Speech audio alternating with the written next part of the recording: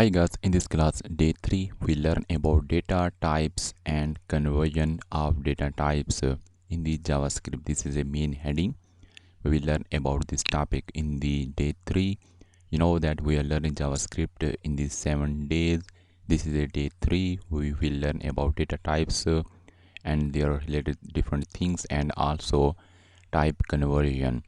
So these keyword I also discuss with you. For example, const, where, let. So these are three reserved words that are used to declare variable in the JavaScript in different way.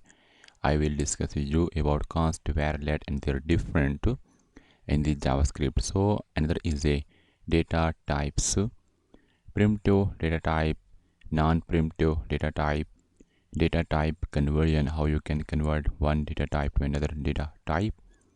Implicit type conversion is one of the methods used to convert data type. Another is a explicit type conversion used in the JavaScript. So these are different topics I will discuss with you in the day 3. Don't miss any lecture, it will be beneficial for you, and give importance to learning and practice with your hand.